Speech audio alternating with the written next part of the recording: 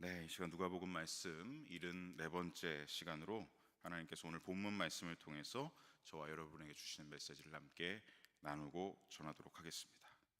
자, 오늘 본문 말씀은 예수님이 하신 매우 유명한 비유의 말씀입니다. 크리스천이라면 결코 모를 수가 없는 말씀이죠. 누가복음 8장 4절에서부터 15절까지 기록된 네 가지 땅에 떨어진 씨 비유의 말씀, 너무나 잘 아는 말씀입니다. 또 너무나 중요한 말씀입니다. 그래서 예수님이 하신 너무나 이 중요한 말씀이기 때문에 한 번에 네 가지 땅에 대한 비유를 다 살펴보기보다 오늘부터 총 네 번에 걸쳐 나누어서 세밀하게 예수님이 하신 비유의 말씀 한 가지 한 가지를 세밀하게 살펴보고자 합니다. 자, 네 가지 땅에 떨어진 씨 비유의 말씀, 오늘은 첫 번째로 길가에 떨어진 씨 비유의 말씀을 살펴보도록 하겠습니다. 자, 그동안 여러분 예수님은 공생의 사역을 시작한 뒤로 줄곧 갈릴리 여러 지역을 다니시면서 하나님 나라의 복음을 전하셨습니다. 그리고 그 결과 어떠했습니까? 많은 사람들이 죄악과 어둠에 포로된 상태에서 해방이 되고 눈이 멀었던 상태에서 다시 볼 수 있게 되고 여러 악령들에 짓눌렸던 그런 자들이 자유를 얻게 되는 수많은 하나님 나라 역사들이 일어나게 되었죠. 하지만 예수님이 전한 하나님 나라 복음의 말씀이 모든 사람들에게 복음이 되지는 못했습니다. 누군가에게는 들어가지 않았고 누군가에는 복음이 심겨지지 않았다는 것도 우리가 여태까지 누가복음 8장까지 보면서 알 수가 있죠. 어떤 사람들이 있었습니까? 바리새인과 서기관들 같이 복음이 전파됐을 때 그 말씀을 극렬하게 거부하는 사람들도 있었고, 예수님이 고향 나사렛에 가셨을 때 어땠습니까? 예수님을 강경하게 배척하면서 예수님을 낭떠러지에서 밀어서 죽이려는 그런 시도까지도 우리가 보게 되죠. 또 어떤 사람들은 어땠습니까? 복음을 듣기는 듣지만 믿지는 않는 사람들, 이런 사람들도 있었고, 또 어떤 사람들은 복음을 듣긴 듣지만 예수님을 쫓아서 함께 다니다가 예수님께 실망하고 떠나가는 사람들도 있었습니다. 예수님께 왜 실망을 했을까요? 내가 바라는 메시아가 아니었기 때문에 실망감을 가지고 떠나간 사람들도 있었습니다. 누군가는 이런 메시아를 바랬습니다. 정치적인 해방을 가져오고 다윗의 이스라엘을 다시 회복시켜줄 메시아. 어떤 사람은 이러한 메시아를 기대했고, 또 어떤 사람은 우리를 굶기지 않고 먹이는 경제적 풍요를 가져다 줄 메시아, 이런 메시아를 바랬고, 어떤 사람은 또 능력과 기적으로 우리의 왕이 될 메시아를 기다렸고, 또 세례 요한도 오해했던 것처럼 세상의 악인들, 불의한 것들을 한 번에 심판하실 메시아, 그런 메시아를 바라는 사람들도 있었습니다. 이렇게 저마다 자신들이 바라는 메시아상과 예수님이 맞지 않는다, 부합하지 않는다라는 걸 발견하고 나면 어떻게 되느냐? 사람들이 떠나갔습니다. 그러니까 제자라기보다 마치 팬클럽 활동을 하다가 내가 원하고 좋아하는 스타가 아니라고 느껴지면 떠나는 팬들처럼 예수님을 팬클럽처럼 쫓아다니는 사람들도 분명 있었다는 것이죠. 그리고 처음에 말씀드렸다시피 복음을 받아들이고 이것은 나에게 주신 복음이다, 예수님을 나의 구원자, 나의 그리스도, 나의 주로 영접하여 받아들인 사람들도 있었습니다. 그 사람들이 어떤 사람이었습니까? 세리, 마태, 야고보, 요한, 베드로, 12사도가 그러한 사람들 중 한 사람들이었고, 한 부류였고, 나병 환자, 귀신 들린 자, 중풍병자와 그 친구들, 또 안식일에 회당에 있었던 손이 말랐던 사람, 그리고 자신의 종을 낫게 해주시기를 겸손히 구했던 백부장도 있었습니다. 그리고 나인성 과부와 아들도 있었습니다. 그 아들이 죽었다가 부활을 경험하게 되는 놀라운 역사를 경험한 사람들도 있었죠. 또 바리새인의 집에 들어와서 예수님을 전심으로 모시고 영접했던 죄 많은 여인도 우리는 보았습니다. 그리고 지난 본문에서 보았던 사람들도 있습니다. 예수님의 복음 전도팀 안에서 섬겼던 여인들, 막달라 마리아, 요한나, 수산나, 이렇게 복음을 받아들이고 예수님을 나의 구주로 영접한 사람들도 많이 있었습니다. 자, 이렇게 계속해서 하나님 나라의 복음이 일하고 있던 그 순간, 그 말씀을 계속 전하시던 예수님이 잠깐 멈추셔서 오늘 본문에서 네 가지 땅에 뿌려진 씨 비유를 말씀하고 계십니다. 그 이유가 무엇일까? 4절을 보면 우리가 알 수가 있습니다. 4절 말씀 함께 읽어보겠습니다. 각 동네 사람들이 예수님께로 나와 큰 무리를 이루니 예수님께서 비유로 말씀하시되. 자, 그동안 복음의 말씀을 들었던 많은 사람들이 예수님께 몰려들었습니다. 복음을 듣지 못했어도 한 다리 건너서 누군가로부터 예수님에 대한 소문을 들은 사람들은 지금 예수님 앞에 다 모여들어 있습니다. 그래서 예수님 앞에 큰 무리를 이루었다. 인산인해를 이루어서 사람들이 모여 있었다는 것이죠. 예수님은 그들에게 비유로 말씀하셨다. 어떤 의도를 가지고 말씀하신 것일까? 이것입니다. 사람들은 저마다 내가 전하는 복음을, 하나님 나라의 복음을 듣는데 반응들이 다 다르구나. 반응들이 다 다르게 나타나는구나. 이 의도를 가지고 비유로 말씀하기 시작하신 것이죠. 누군가는 복음에 대해 길가에 떨어진 씨처럼 반응하는구나. 또 어떤 사람들은 누군가는 복음에 대해 돌밭에 떨어진 씨처럼 반응하는구나. 그리고 누군가는 복음에 대해 가시덤불에 떨어진 씨처럼 반응하는구나. 그리고 어떤 사람들은 복음에 대해 좋은 땅에 떨어진 씨처럼 반응하는구나. 이렇게 사람들은 저마다 복음을 듣고는 그 마음과 삶에 다른 반응들로 나타난다는 것을 예수님이 지금 비유로 말씀하신 것입니다. 어떻습니까? 같은 복음, 씨는 같습니다. 같은 씨가 뿌려지는데 땅의 상태, 이 마음의 상태에 따라 결과가 다른 것처럼 어떤 이는 복음을 듣고 믿어 받아들여서 열매를 맺어내지만, 순종의 역사를 맺어내지만, 어떤 사람은 믿지 않거나 거부하거나 배척하는 일이 벌어진다라는 것이죠. 자, 그런데 특이한 점이 있습니다. 왜 모여있는 사람들에게 명확하게 왜 너는 복음을 받아들이지 않니? 왜 너는 복음을 받아들여서 결실할 수 있는 거니? 라고 명확하게 말씀하시질 않고 비유로 마치 감추는 것처럼 미스터리하게 말씀을 하고 계신다라는 것을 우리가 발견할 수 있죠. 자, 8장 10절을 보시면 예수님이 모인 사람들에게 왜 비유로 말씀하시는가라는 이유를 설명하고 계십니다. 우리 10절 말씀 함께 읽어보겠습니다. 이르시되 하나님 나라의 비밀을 다른 사람에게는 비유로 하나니 이는 그들로 보아도 보지 못하고 들어도 깨닫지 못하게 하려 함이라. 자, 하나님 나라의 비밀. 자, 여기서 비밀로 해석된 이 원어를 보시면 헬라어로 미스테리아, 다음 절 보여주시면요, 미스테리아, 우리가 잘 아는 미스테리의 어원이 되는 단어입니다. 이 미스테리아는 뭐냐면 비밀, 신비, 숨겨진 교훈, 이런 것들을 뜻합니다. 그런데 우리가 생각해 보면 비밀이라고 하면, 비밀하면 어떤 느낌이 드십니까? 나만 알고 있는 거, 아니면 나나 친한 사람 한 사람만 알고 있는 거, 둘 이상에게 나아가지 않는 것, 나 혼자나 둘 정도만 아는 것을 우리는 비밀이라고 생각하죠. 한 명 또는 두 명, 그 이상 누군가에게 드러나지 않도록, 밝혀지지 않도록 입을 다물고 있는 것을 우리는 비밀이라고 생각을 합니다. 그런데 여기서 예수님이 말씀하시는 비밀은 그런 뜻이 아닙니다. 여기서 나오는 비밀은 꽁꽁 싸둔다거나 감춘다거나 그런 뜻이 아니라 무슨 뜻이냐? 비밀의 계시를 말씀하시는 겁니다.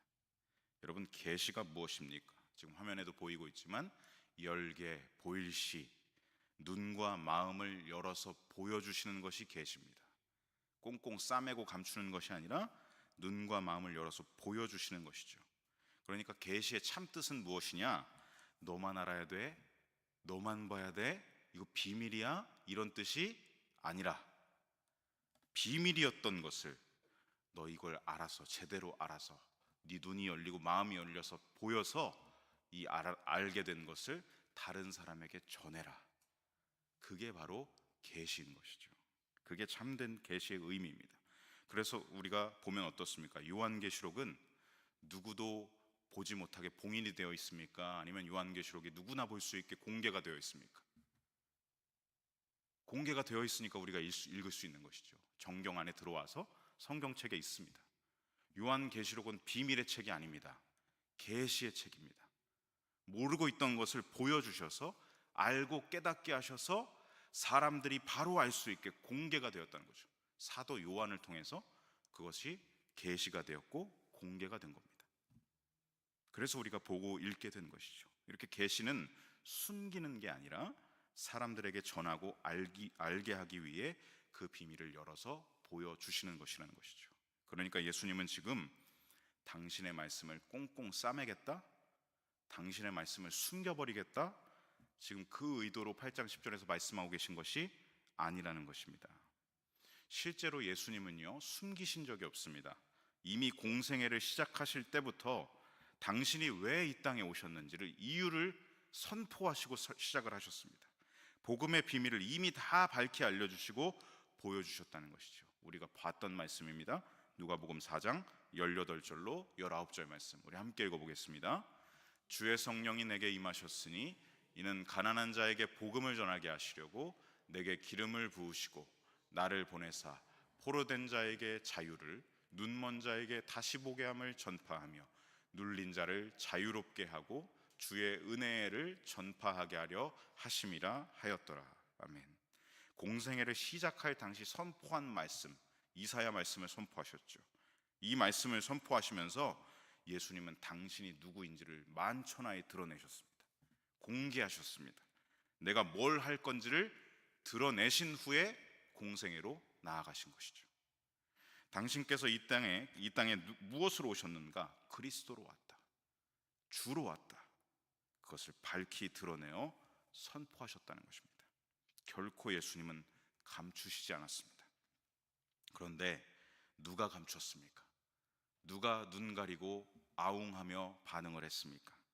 예수님이 아니라 바리새인과 서기관들이, 그리고 예수님의 고향 나사렛 사람들, 이들이 밝히 드러나 선포되고 있는 예수님과 복음을 거부하고 눈을 가려버린 것이죠.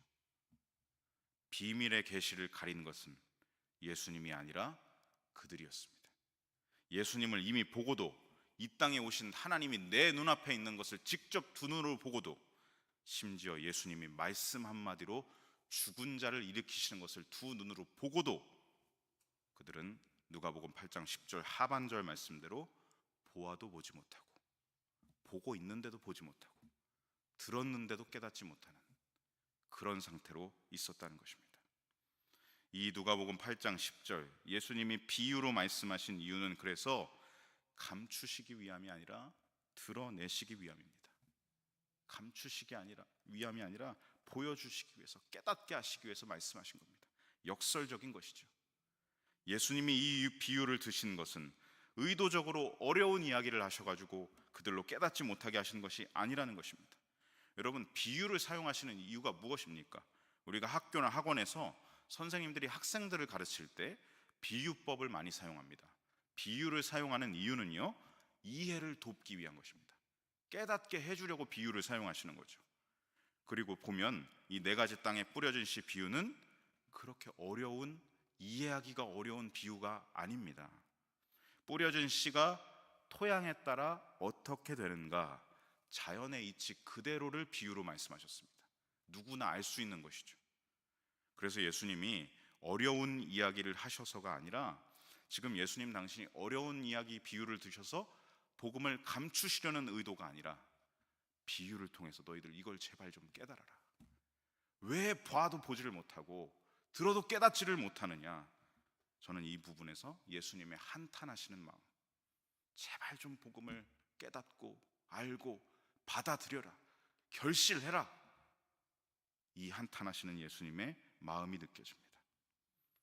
비유를 어렵게 드려서 꽁꽁 포장해 숨기는 게 아니라 비유를 알아듣기 쉽게, 깨닫기 쉽게 말하는데 왜 들어도 깨닫지 못하고 왜 보아도 보지 못하느냐라는 것이죠. 그러므로 네 가지 땅에 뿌려진 씨 비유에서 가장 첫 번째로 하고 계시는 비유, 길가에 뿌려진 씨 비유는 바로 복음을 듣고도, 복음이신 예수님을 보고도 그 마음에 심겨지지 않는, 복음이 들어가지 못하는 그들의 마음 상태 그대로를 비유로 지금 드러내고 계신 것입니다. 복음이 심기지 않는 그들의 마음 상태를 진단하고 계신 것이죠. 우리 8장 5절 말씀 함께 어떻게 진단하시는지를 읽어보겠습니다. 씨를 뿌리는 자가 덜어는 길가에 떨어짐에 밟히며 공중의 새들이 먹어버렸고. 자, 여기서 씨를 뿌리는 자가 누구겠습니까? 예수님이시죠. 씨, 복음을 뿌리시는 겁니다. 복음의 말씀을 이 땅에 뿌리고 전하셨는데 덜어는 길가에 떨어졌다. 이걸 보면서 간혹 오해하실 수가 있습니다. 아니, 이거 보니까 씨 뿌리는 사람이 의도적으로 길가에 씨를 뿌린 거네, 예수님이 의도적으로 길가에다가 씨를 뿌리신 거네 라고 오해하시는 분들이 있습니다. 하지만 여러분, 이건 어떤 상황이냐면 당시의 농경 문화를 생각해 보면서 이 말씀을 봐야 합니다. 배경을 알아야 되는 거죠.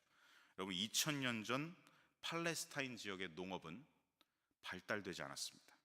오늘날처럼 뭐 스마트팜, 엄청나게 농업이 발달을 했죠. 하지만 2000년 전 그 팔레스타인 땅을 생각해 보십시오. 농업이 발달할 수 없는 환경이었습니다. 그 당시는 아주 기본적인 것, 우리는 농부들은 씨를 뿌릴 때 밭을 다 갈아엎은 뒤에, 밭을 기경한 뒤에 씨를 뿌리지 않습니까? 그게 상식적인데 그 당시는 그것마저도 지키지 않았습니다. 그냥 땅에다가 씨를 뿌리고 그 씨에 그냥 흙을 덮는 게 그 당시 농경 작업이었고 개간이었습니다.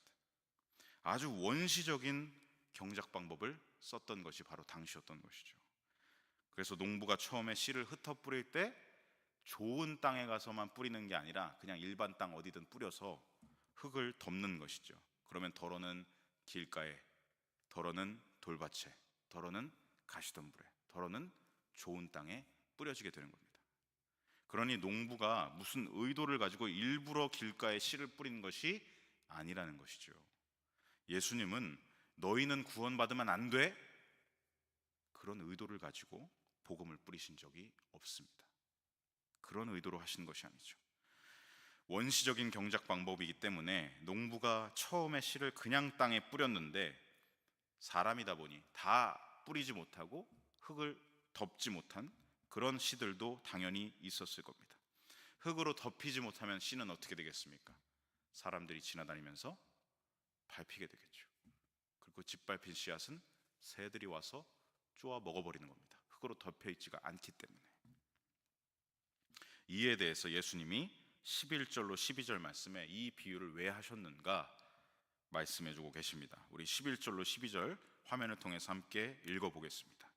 이 비유는 이러하니라. 씨는 하나님의 말씀이요 길가에 있다는 것은 말씀을 들은 자니 이에 마귀가 가서 그들이 믿어 구원을 얻지 못하게 하려고 말씀을 그 마음에서 빼앗는 것이요. 예수님이 뿌리신 하나님의 말씀, 하나님의 뜻, 복음이 마음에 들리긴 들렸는데 심겨지지 않으면, 믿음으로 받아들이지 않으면, 마음 안에 아멘으로 받지 않으면 그 말씀은 더 이상 그 사람에게 복음이 될 수 없다는 것입니다. 거부하고 심겨지지 않으면 그 마음 안에 역사를 하지 못하고 기쁜 소식이 되지 못한다는 것이죠. 그동안 예수님은 계속해서 갈릴리 지역에 복음을 전파하시고 보이시고 행하시는 모습을 보이셨습니다. 그러니 사람들은 보지 못했던 게 아닙니다. 듣지 못했던 게 아닙니다. 보고 들었기에 예수님 앞에 지금 인산인해로 몰려들었다는 것이죠. 한 다리 건너서 예수님에 대한 소문이라도 들은 사람들은 몰려들었던 것이죠. 그런데 모인 사람들 중에 복음을 더 듣고 싶어서가 아니라, 복음을 더 받고 싶어서가 아니라, 기쁜 소식을 좀 얻고 싶어서가 아니라 복음에 대한 아무런 관심이 없이, 화면을 좀 띄워주시면요, 이렇게 반응하며 이런 마음을 가지고 나오는 사람들도 있었다는 것입니다. 당신 도대체 뭐야? 당신이 뭔데 하나님의 아들이라고 신격 모독을 일삼고 안식일을 거스르고 하나님의 사람이라면서 저 더러운 세리와 창녀와 죄인들과 가까이 하는 이유가 뭐야? 나사렛 출신인 주제에, 아니 도대체 나사렛에서 선한 것이 어디에 나온다고? 이런 마음을 가지고 예수님 앞에 모여든 사람들이 더러 있었다는 것이죠. 받아들일 마음이 없습니다. 복음을 듣고도, 복음이신 예수님을 눈앞에서 보고도 받아들일 마음이 없어서 깨닫지 못하고 믿지를 못해서 구원을 얻지 못하고 있습니다. 바로 이 사람들이 길가에 복음이 뿌려진 사람들이다. 예수님이 지금 비유로 드러내고 계신 것입니다. 오늘 이 본문 말씀을 정리하면서 저와 여러분에게 주시는 메시지를 나눠보겠습니다. 성도 여러분, 예수님의 복음은 저와 여러분에게 어떻게 다가오고 있습니까? 복음은 우리에게 무엇입니까? 지금 내 마음에 감격이 있습니까? 정말 나에게 기쁜 소식입니까? 아니면 그냥 소식입니까? 나를 죄로부터 해방시키고 나를 짓눌렸던 것으로부터 자유케 하시고 믿음의 눈으로 하나님을 못 봤던 나를 믿음의 눈으로 하나님을 보게 하시는 이 역사의 복음, 그 복음을 우리는 지금 어떻게 받아들이고 있는가? 오늘 이 본문 말씀 앞에서 나 자신을 돌아봐야 할 줄로 믿습니다. 혹시 신앙생활을 시작할 때만 복음이 복음되었고 신앙생활의 과정에 있는 지금은 복음이 더 이상 복음되지 못하고 있다면, 매너리즘과 익숙함에 무뎌져 가지고 묵은 땅이 되어버린 마음밭이 되어 있다면, 복음을 들어도 아무런 감격이 없고 예배를 나와도 눈물이 나지 않고 나를 구원하셨다는 그 감격은 이미 사라져 있고, 그렇다면 우리 내 마음을, 내 삶을 반드시 돌아봐야 합니다.